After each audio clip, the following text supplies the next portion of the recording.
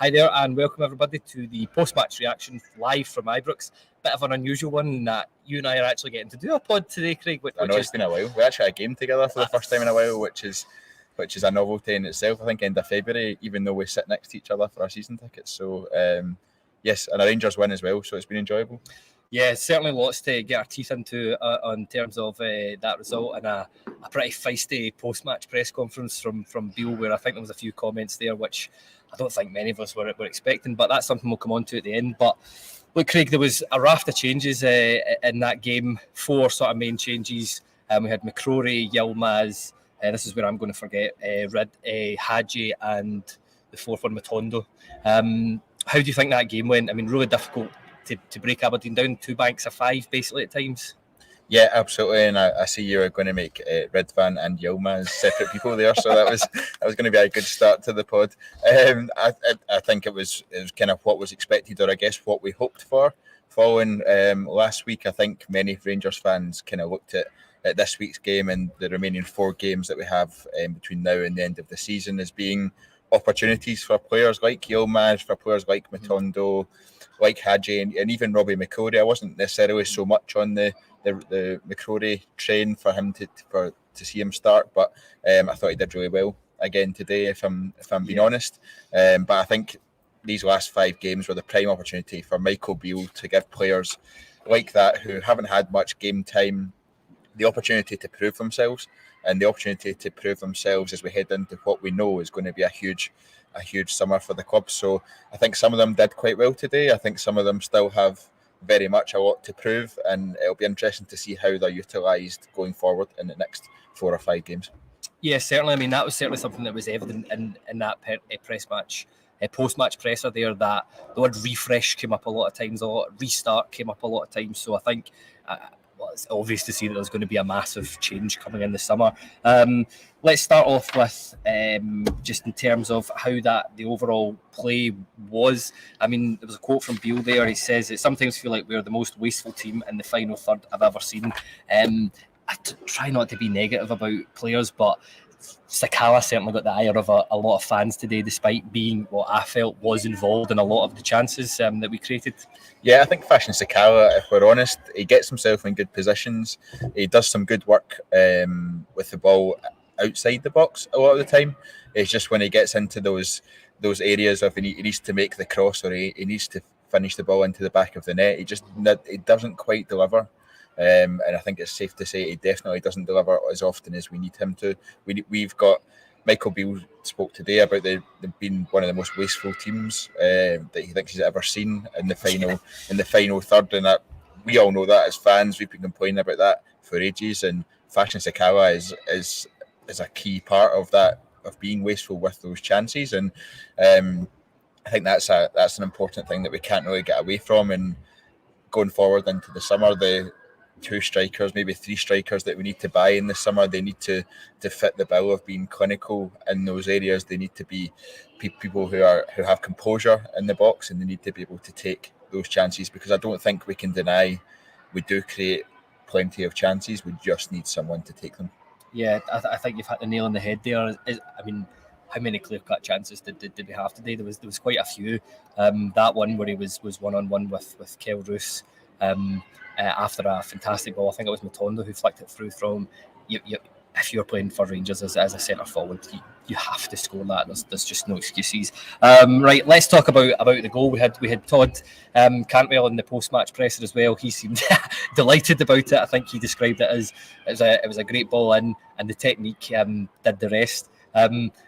It was very difficult to try not to celebrate in the gantry when a goal of that quality goes in, Craig. But yeah, what did you think of the goal, and maybe a word on Cantwell's overall performance today? Yeah, I think Todd Cantwell had a really good game yet again. I think he was involved in the vast majority of good stuff that Rangers did going forward. He won man of the match today in the stadium. We'll come on to who we think our man of the match was, but I'd be surprised if it was much different. Michael Beale, he was asked a question around the level of performance and the attitude of Todd Cantwell in particular, as well as Nico Raskin since they've come in, and how that's different to the players who have potentially been here longer than that. And he was saying that yes, both players have come in and they've got the right attitude and they're showing their quality, but he still thinks there's another 15 to 20% to come from those players going into next season. And when you see them as being two of the better players we have in the team at the moment and two of the higher quality players that we have, if they can be supplemented by players of similar levels of quality in other areas of the pitch, I think there's a real reason to be excited there. Yeah, that's it. He's just brought a quality that I think not a lot of us were expecting to see. I mean, I really enjoy his combativeness against teams like Aberdeen, that he's not afraid. There was that big stramash, was it between him and Scales down there? It was a bit of a nothing, but he always seems to be involved. He always seems to be niggling, and I do think we lack a bit of that at times, like just somebody who annoys the opposition, to be honest with you. We all loved when Alfredo did it. Again, we will come on to him later on, but I think we do need characters like that in the team. That just don't show opposition respect, and that's certainly a side of his game that I would say I've enjoyed it when he's come in. Right, let's talk about the four main changes. We'll go into sort of individual performances here. Ridvan or Yilmaz, whoever you wish to take that one, Craig. But I think you and I might have slightly different views on this. I thought that it was a bit wasteful at times, and my only other criticism would be is that I feel that rather than looking for a pass or trying to pick out a pass, he just wants to get rid of the ball just so that he doesn't have the ball. But in saying that, I felt there was good moments going forward. There was a lot of good attacks, a lot of good drives, a couple of good crosses into the box, which I wasn't sure if his thing. It's difficult when you're comparing a cross of the ball like Barisic, who's just utter quality at doing it. But how did you feel Ridvan Yilmaz played today? I thought he was positive today. I think he did a lot of good things. I think there are a few areas where he gets caught a bit higher up the pitch, but he's one of the players that does have the pace to get back. I see got a comment there from Bell's Brigade saying that Ridvan was dreadful. I completely disagree with that. If I'm being honest, I think it more fits probably Scott 05s. They are a bit rusty, which is to be expected. He's had very limited game time. He's had very limited game time so far this season, but I think he looks lively. You can tell he's got a bit of pace about him. I disagree with you in terms of. I don't think he wants to get rid of the ball quickly. I think he's keen to play 1-2s. I think he's keen to get the ball moving and get us going quickly. And that's not something that we do very often at the moment.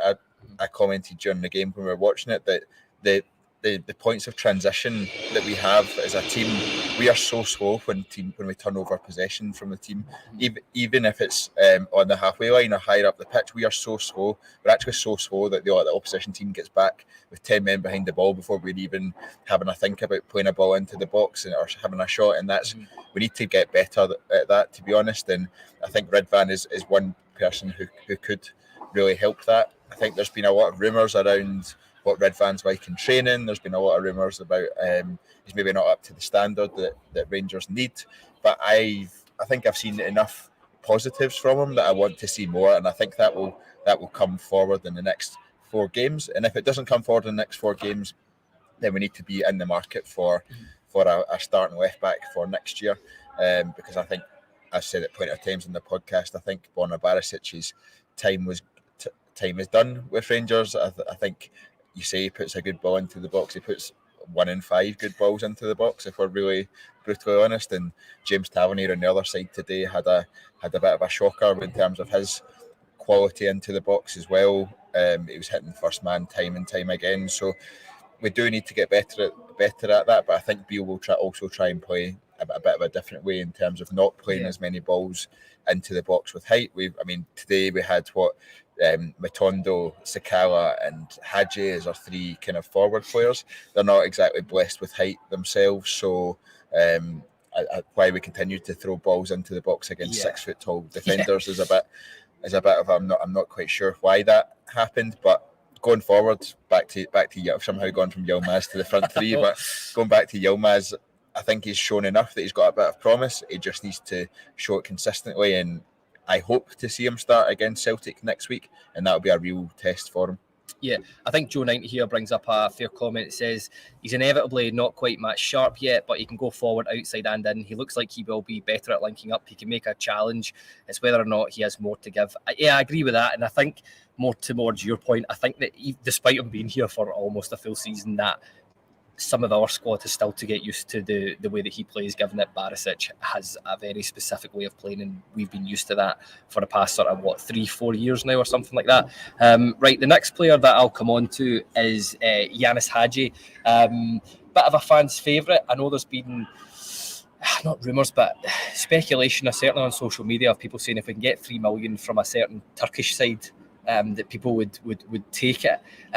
That's sort of thrown a wee bit up in the air, I think, given especially Beale's comments on Tillman definitely not being as committal as what he has been in terms of him joining.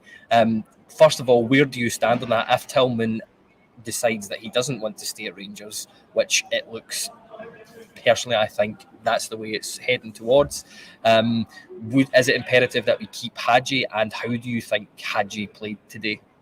Ianis Hagi, I think we were speaking about it at the start of the game. I think Ianis Hagi started really lively. I think he was playing in that role probably slightly behind Fashion Sakala, and he was trying to get on the ball as much as he could. He was trying to dictate play. He was trying to speed up the play, which is something that we know we need to do and continue to do as we go forward. And I think he started the first 20-25 minutes really well. I think after that he kind of fell out the game, I would say. I don't think he quite had the influence that we wanted him to have in the game. But again, he's another player who has quick feet. He's quite creative and inventive around the edge of the box, and maybe we just need as a team to play quicker in that area of the pitch so that we have more creativity, so that we create chances. But I think Hagi did okay today. Hopefully we'll see him play in the next 4 games, and we'll see a bit more from Hagi as we go forward. But I think he did okay today, and he did enough to justify starting again going forward, so that he gets more of a chance. Yeah, totally. It's hard to disagree with a lot of what you said today. I felt that at times when he had the ball, and I'll say of this of Cantwell and of Ridvan as well, to be fair to them, that when they were going forward, there was a lot of like, who's in front of me here? I think you could see it. He was shrugging his shoulders at times when he had the ball, just looking for options. Again, I think it's because we have not seen this players play with each other, that team lineup before. So I don't know if there was a wee bit of that in there as well. You've just mentioned him there. The next player I think we'll come on to today is Robby McCrorie. To be honest with you, he was a guy I'd completely written off. I just thought that he just doesn't have what it takes to be a Rangers player. But in the last few games, I think my opinion of him maybe is shifting again. I thought he showed a bit of promise about him today. Had a couple of lovely touches down that left wing from our position in the gantry. We could see it really clearly how good he is with the ball at his feet. How do you think he played, and could you see him being a long-term option? Because I know a lot of people were saying for him to be out in the summer as well. Yeah, I think Robby McCrorie is a bit of a strange one. I'd written him off as well. He had one good game all season. Whenever he'd come on, he'd struggled to make any impact on games from off the bench. He'd struggled with injuries. We'd paid what I would consider quite a considerable fee for a player like him, and he just wasn't delivering. I think the last couple of games he's been okay. He's been able to beat his man. He's been able to put some positive crosses into the box. Is he doing enough for what I expect from a Rangers winger and what we need going forward? Probably not. I don't think. I think it falls into the same category as Ridvan, Yilmaz, and Hagi as well, in terms of he will get the next 3 or 4 games to prove himself. I think that's, for all it's been a terrible season, it's probably a bit of a silver lining that Michael Beale is getting to test out these players, and he'll be able to make a final decision one way or another as to whether they're going to be around next season. So McCrorie, I think he falls into the he's doing okay category. I think he'll be here next season, but I think he'll be a backup squad player, probably because we can't get rid of him. If I'm being honest, more than anything else, I don't think there'll be teams knocking down Rangers' door trying to take on Robby McCrorie. But I don't think he's the answer going forward. I see Barry Turnbull coming into the comments saying he was at today's game. No way is McCrorie the answer going forward. I would completely agree with that one, and I think McCronie's potentially been one of these players where Rangers fans are looking for anything to hold on to that could rescue the situation or pretty much saying there's got to be something better than there is just now. Yeah. And because they've not seen the likes of Yilmaz, because they've not seen the likes of Matondo that much, we're hoping that they would actually make the difference. Tom Lawrence probably falls into that category, but I would actually probably believe that Tom Lawrence can make a difference when he comes back into the team, because he was doing really well before he got injured. So Matondo, I don't think is an answer going forward, but I think it'll be interesting to see as we move into next season what his position is. He might go and score a hat-trick next week against Celtic, and I change my mind, but I doubt it. Yeah, just for clarification, I also don't think he is the answer going forward. But yeah. Apologies, I got distracted because Michael Beale was walking past there on our patters, and I was wondering if he was hearing my criticism of Robby Matondo there. I know. Well, we'll find out next week, I suppose. But yeah, just I'm in the same camp as you, Craig. I was just a bit. He surprised me that he's better than what I thought he was going to be. I think that's the sort of fairest thing I can say about him. But look, I've left the kind of what I would say the best for last out of the four players that came in today, and that's Robby with a Y, McCrorie. I thought he was really good. Just I think we looked a bit more comfortable, especially at times at the back. I know there might be one incident that we may come on to talk about in the first half with Ben Davies, but it makes a huge difference. Just a keeper coming off a line, a keeper coming and collecting crosses. I thought he looked really commanding. And how do you feel he played today? Yeah, I think Robby McCrorie, when he's out the squad, you kind of look at him as being a young goalkeeper, and he's up and coming. I actually think similar to how he did in the Celtic game towards the start of last season.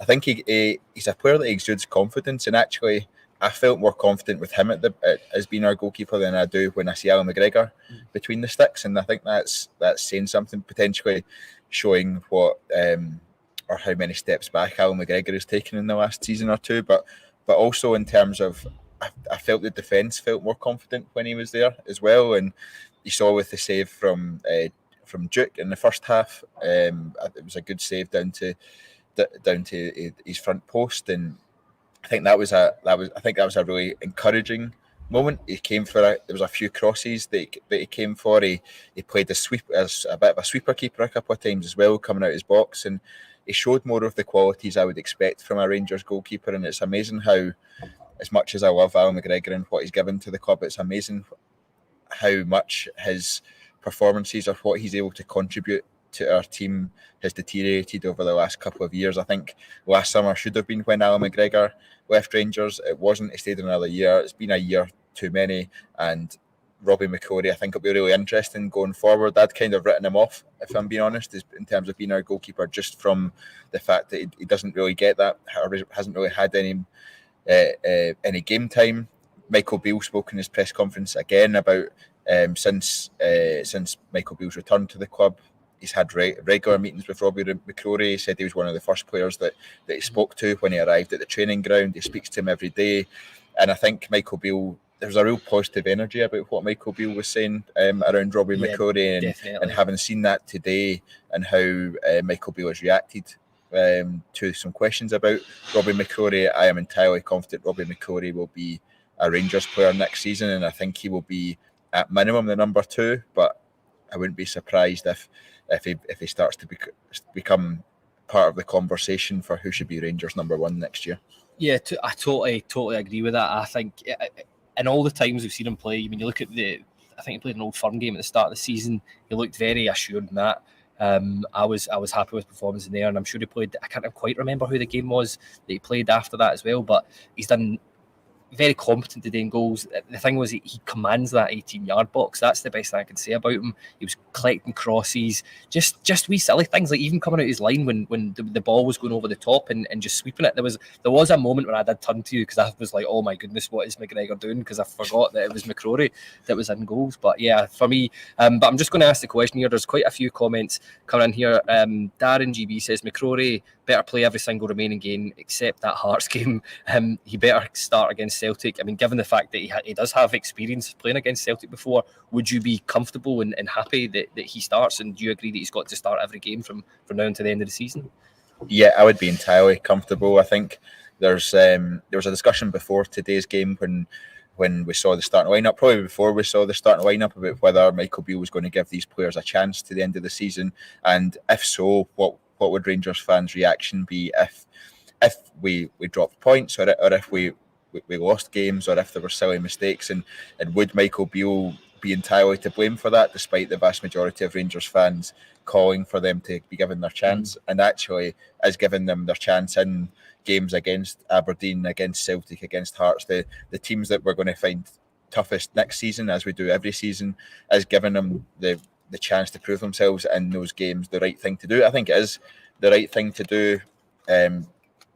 Celtic officially won the league title today, so there's no difference in terms of if we lose the league by 1 point or 12 points or more than that. So I think we give these players the chance. We give Michael Beale and his coaching staff the opportunity to really assess them in competitive match situations, and it puts us in a positive frame of mind going forward.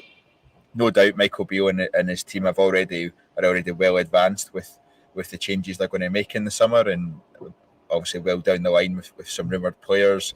We've seen Kieran Dowell, for example, this week.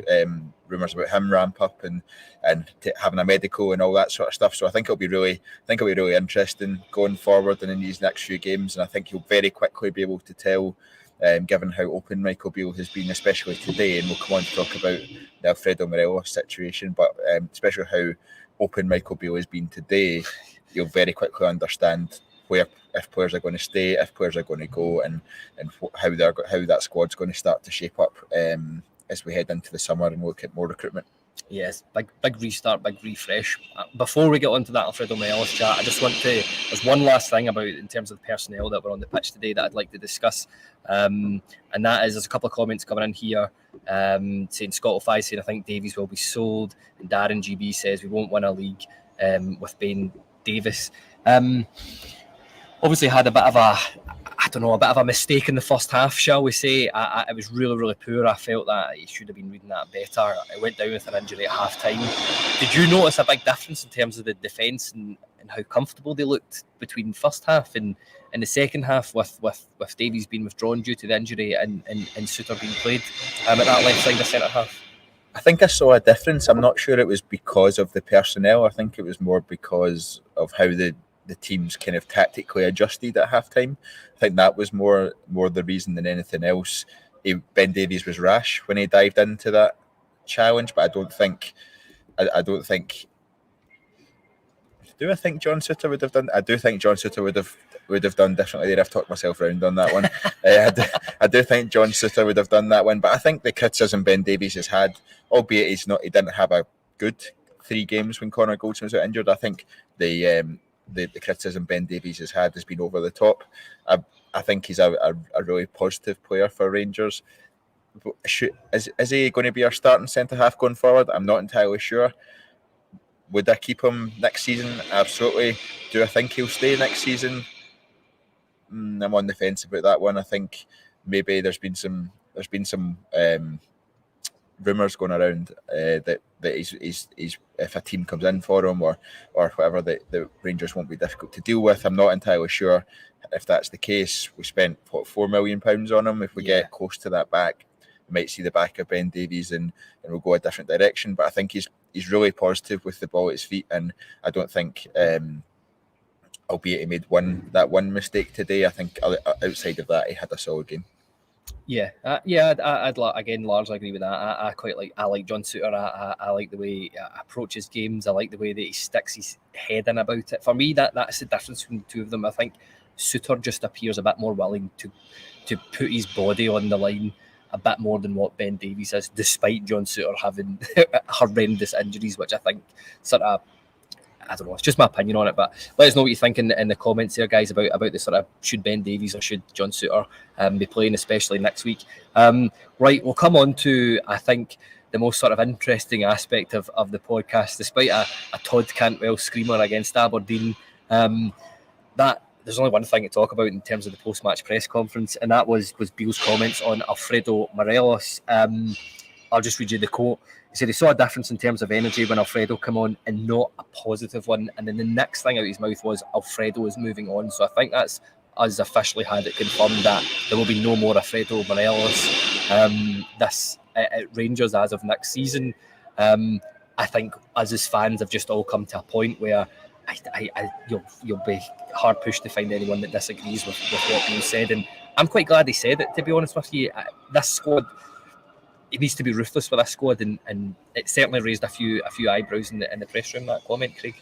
It definitely did. There was a bit of a stunned silence after Michael Beale said what he said. I think more that he was so forward and blatant, I think, with the comment rather than anything else. It wasn't attempted to be disguised in any way, and I think it's what all Rangers fans were thinking. I think it's probably what the vast majority of Rangers fans were hoping for as well, if we are honest. And I think Ryan Kent probably falls into that category as well, and I'd expect to hear more about Ryan Kent as we go forward on that front. But in terms of Alfredo Morelos, we bought him for £1 million. He's been fantastic value for money. Some of the goals he's scored for us, major goals in European competition. He's turned up game after game. I think last season we started to see the downfall of Alfredo Morelos at Rangers, and that's only amplified this year. And it's gotten to a stage where if we did offer Alfredo Morelos a new contract, it would be almost negligence, if not negligence, especially with the amount of money that Alfredo Morelos will be on. That can be put to far better use with other players. And ultimately, Alfredo Morelos has scored a lot of important goals for us, but we need him to score more goals. You see the number of goals that strikers elsewhere in the league are scoring. You see the likes of Kyogo, you see the likes of Lawrence Shankland, you see the likes of Kevin Van Veen, even in the number of goals they're scoring this season. We've not had a 20-plus goal a season striker for how long now? And Michael Beale, obviously, we mentioned earlier, Michael Beale's comment about being wasteful of chances. Well, we need someone that can take those chances. When Antonio Cholak first turned up at Ibrox at the start of the season, he was buying them in for fun those first 9 or 10 games. I thought he was going to be the one. I thought he was going to be the man to do that for us. Was that a purple patch? Probably. He's been hampered by injury as well when it comes to that. But I think it was. I think Antonio Cholak will be an important part of that striking group going forward. I don't think he's a starting striker for Rangers, if we're honest. But I'm hoping that when it comes to next season, we've got at least one main striker that's going to guarantee us 20+ goals every single season, with a couple others and a couple of wide players as well that are going to contribute significantly more than they have done so far this season and in previous seasons. We need to see a lot more. We need to score a lot more goals. We do create chances, but we miss a lot of chances as well. So yes, Alfredo Morelos, his time is up. Michael Beale was quite brutal in the way he said it. I think after Michael Beale left the room, was it yourself that described it as Michael Beale went in two-footed on Alfredo Morelos? I think that's fair to say that he did go in really hard on Alfredo Morelos, but it's clearly deserved, and it's clearly a frustration that Michael Beale has been holding on to for a long time. Yeah. So Alfredo Morelos is leaving Rangers in the summer. He goes with my best wishes. I think he probably has done himself a disservice in the past 18 months, and he could have left Rangers a real fan's favourite, and I think that's diminished quite considerably over the last year or so. Mm-hmm. My final question then to you, Craig, is after those comments by Beale, surely Morelos will not feature in any game between now and the end of the season. What do you think about that? I was surprised he featured today, if I'm honest. It might be a sign of how bad Fashion Sakala's shooting was today. But I was surprised he featured at all today. I don't know if Michael Beale thought we'll give Sakala a rest for half an hour, or he was just trying to give people as much game time as possible. Maybe Alfredo can offer something or show me that he wants to play against Celtic next week, but we saw absolutely none of that, and I would not expect to see Alfredo Morelos starting next week against Celtic, and I would not expect to see, bar any injuries that happen, bar any circumstances that mean Alfredo Morelos is the only fit striker at the club. I don't see Alfredo Morelos starting any games, and I would be very surprised if we see Alfredo Morelos get any more minutes at all in a Rangers jersey. Yeah, I think I totally agree with you on that one, and I think the comments back that up as well. But let us know in the comments after the video's finished what you think about Alfredo Morelos, and should he be playing any more games for Rangers. But it's confirmed his time's up. And on that bombshell, I think we'll leave it there from what's quite a pleasant sunny evening in Ibrox, which is a rarity. Normally we're sitting here with our jackets on, absolutely freezing. But just want to say thanks to Craig for joining us in this one today. Yeah, it's been a good one, and thankfully I have 3 points for Rangers. Yeah, I know. I don't think I could have handled another defeat against Aberdeen, but yeah, it's not the performance we wanted. A fantastic goal, and yeah, just the rebuild starts now. But thanks everybody for watching, joining. Remember, just all the usual stuff. Give us a like, subscribe if you've not already, and leave us a comment. Let us know what you think. I believe it'll be you on Monday, Craig, with the next podcast. Yeah, it's me tomorrow. It feels like Saturday today, but it's actually Sunday, so I'll be back on live with the guys tomorrow night, 6:30 p.m, nice and sharp, and we'll be discussing probably the fallout from Michael Beale's comments on Alfredo Morelos and plenty more that comes out of the back of today's game, as well as we start to look forward to the final Old Firm game of the season. Perfect. Thanks to everybody that's watching and listening live from Ibrox, and we'll see you again soon.